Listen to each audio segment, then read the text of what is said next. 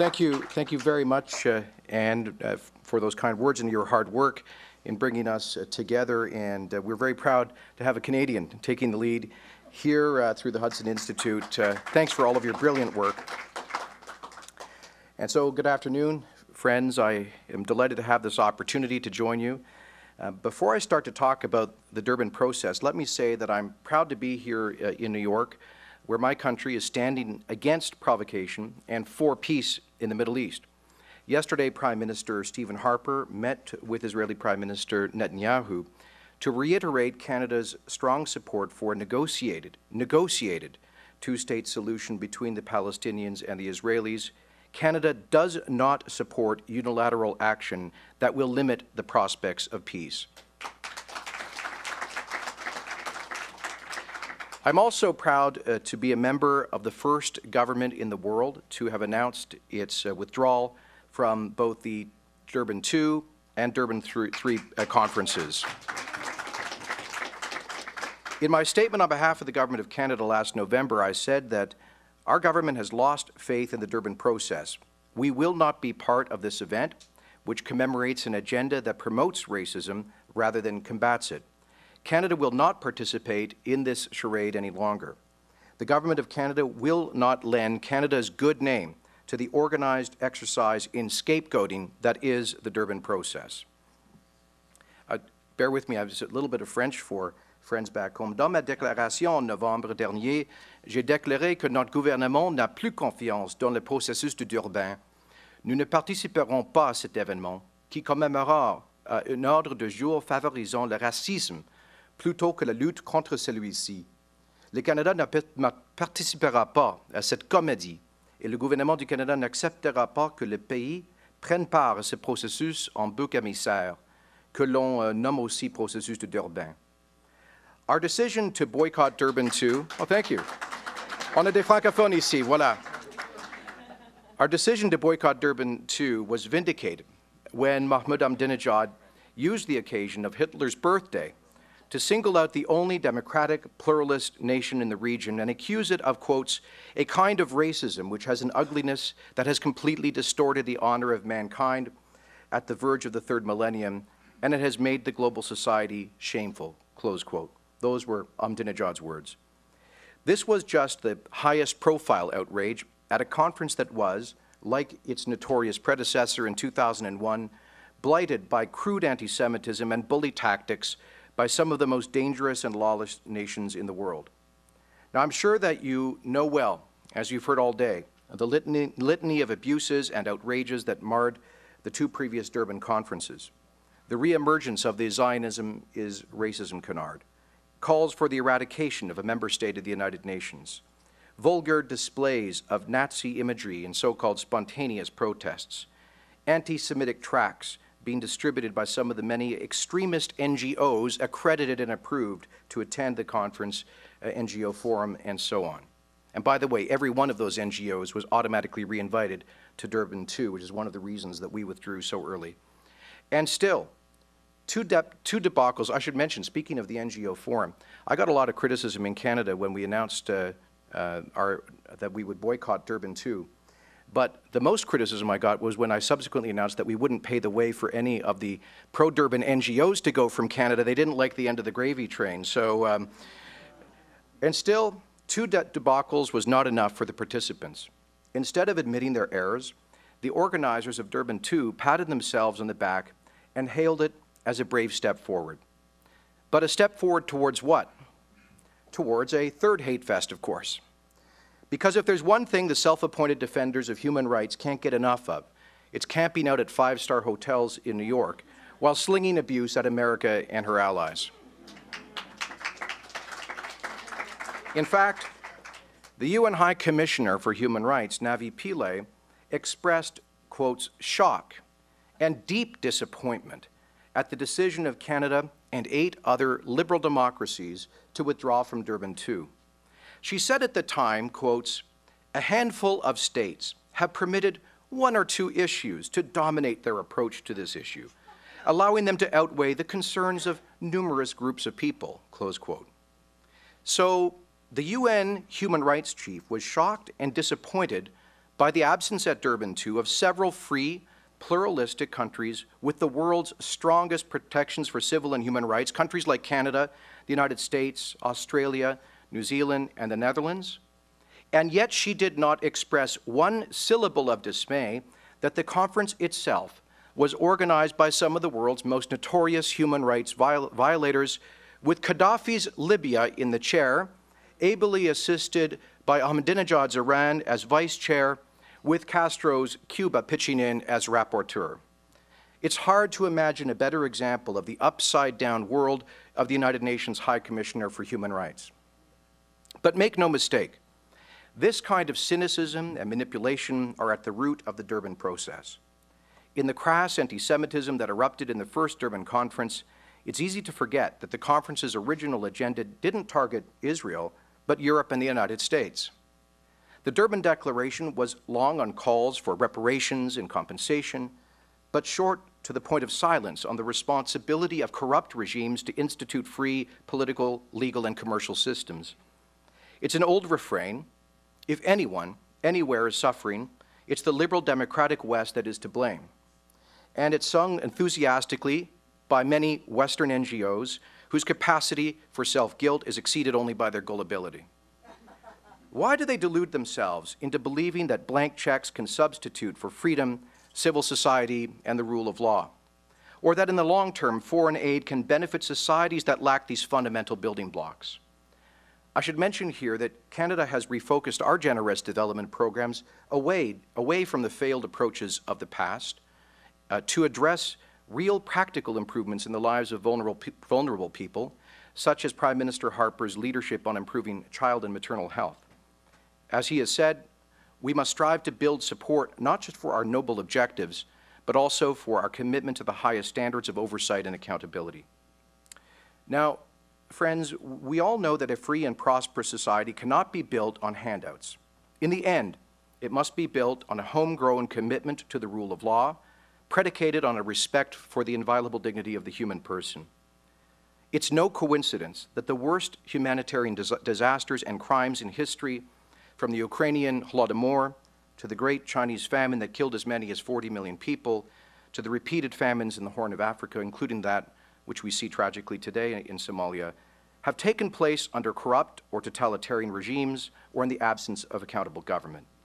These are not simply natural disasters. They are moral crimes perpetrated by callous and greedy leaders who value ideology above the lives of their own people. Zimbabwe, as Douglas Murray pointed out, should be the breadbasket of Africa. But in a few short generations, its fertile farmland has been denuded by Robert Mugabe's politics of revenge. And tiers-mondiste Marxism, which seeks to blame Western prosperity for third world poverty, has proved more destructive than any biblical plague of locusts. The ongoing Sudanese slave trade is not the fault of the transatlantic slave trade, as heinous as it was.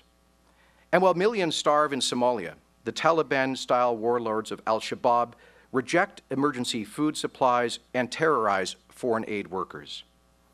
Yes, today, many developing countries are injured, but their injuries are not inflicted by the countries who provide that aid and support humanitarian work. To deny this is to deny the experience of half a century of failed interventions. It is, in short, to deny reality. But the denial of reality is at the root of the Durban process. Indeed, the hallmark of Durban is an almost pathological refusal to see things as they are. In the world of the Durban process, the blame is always external. The fault always lies with someone else, preferably someone with deep pockets. Now, Douglas quoted, from President Ahmadinejad's speech today, and I recommend that you read it because I can't think of a better encapsulation of this perverted ideology than his speech today, in which he said, inter alia, that, quotes, if some European countries still use the Holocaust after 6 decades as the excuse to pay fine or ransom to the Zionists, should it not be an obligation upon the slave masters or colonial powers to pay reparations to the affected nations? Close quote. He also said, by using their imperialistic media network, which is under the influence of colonialism, they threaten anyone who questions the Holocaust and the September 11th event with sanctions and military action. this man given a podium of honor today at the United Nations. So, by the way, I should say, if there's one thing that we can celebrate today, it's that he won't be followed at that podium by his fellow traveler, Colonel Gaddafi, the former King of Kings of Africa. At least he has been deposed thanks to his brave people and support from the world's democracies.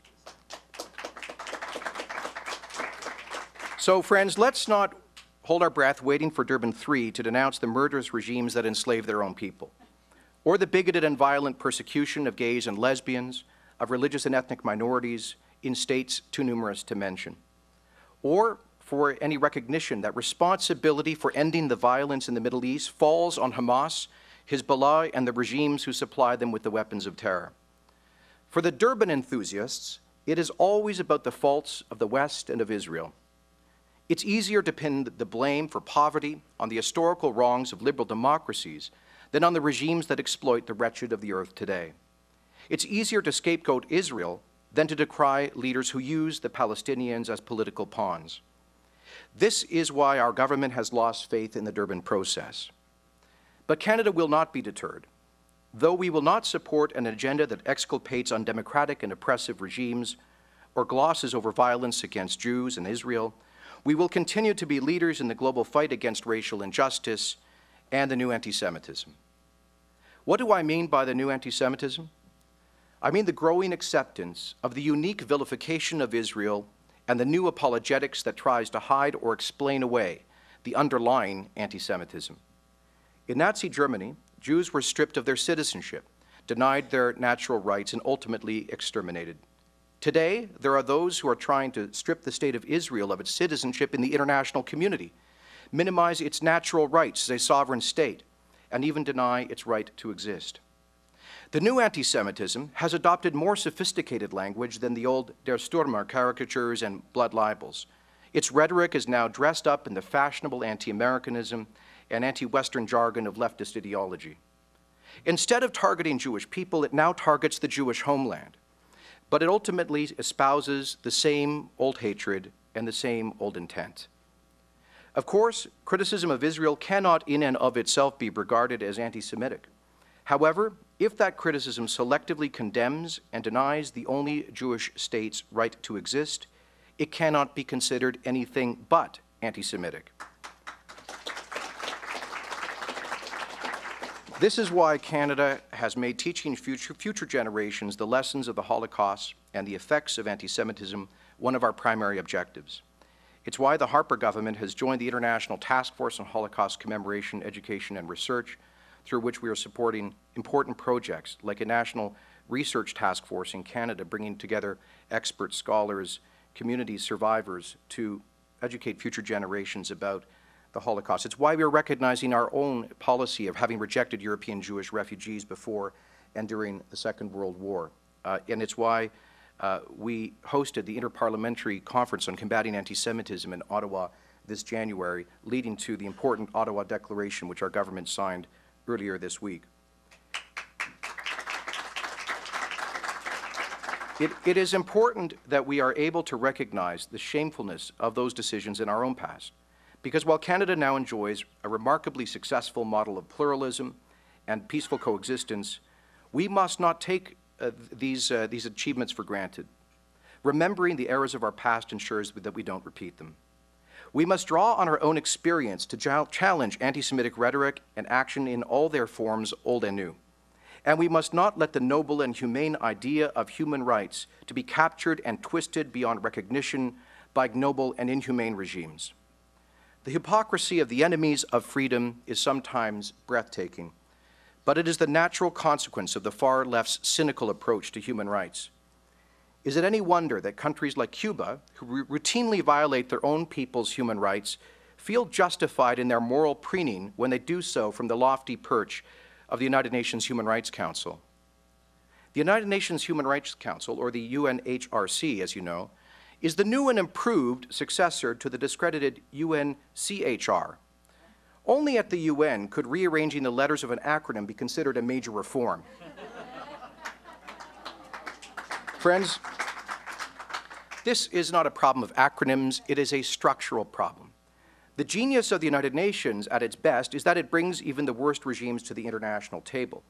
The problem is that no one insists on proper table manners when they're there. As long as the international community persists in rewarding serial human rights abusers with seats on its Human Rights Council and giving them microphones at conferences like Durban 3, it cannot expect Canada's endorsement of the process. By the way, Douglas reminded me, he said we could all give this talk, why not to participate in Durban in just 2 minutes. I recall in 2008 meeting a senior minister of the British government who was shocked that Canada had announced our boycott of Durban 2. And he asked me, a mere minister from one of the colonies, why this would be. Why would Canada not participate in this important UN process? And I said, well, Minister, I could spend hours describing the reasons, but I'll just give you 2. Libya is the chair and Iran is the vice chair. Doesn't that end the argument right there? Unfortunately, it didn't. So, under the current arrangement, Canada and like-minded nations must join together to uphold their principles of freedom, civil society, and the rule of law where we can, and to refuse to participate when it is clear these principles will be ignored or perverted. Tant et aussi longtemps que la communauté internationale persistera à récompenser les abuseurs des droits humains en série en leur conférant des sièges sur les conseils des droits humains, ainsi qu'en leur donnant un microphone et des conférences telles que Durban 3, elle ne peut s'attendre à ce que le Canada endosse cette façon de faire. That is why Canada recently boycotted the United Nations Conference on Disarmament when North Korea was named its chair. And it is why, when Canada saw that Durban 3 would be a repeat of its shameful predecessors, that we refused to give it the imprimatur of our presence. Many well-intentioned people have urged our participation there no matter what, and we respectfully disagree.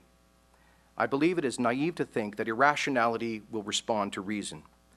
I believe it is foolish to think that coldly calculating regimes can be appealed to on the basis of altruism. And I believe it is dangerous to think that tyranny will voluntarily make peace with freedom.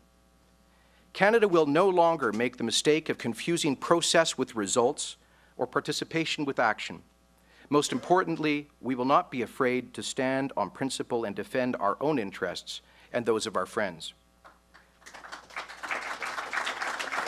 In closing, as Prime Minister Stephen Harper said recently, Canada has a purpose in the world. He said, quotes, "That purpose is no longer just to go along and get along with everyone else's agenda. It is no longer to please every dictator with a vote at the United Nations.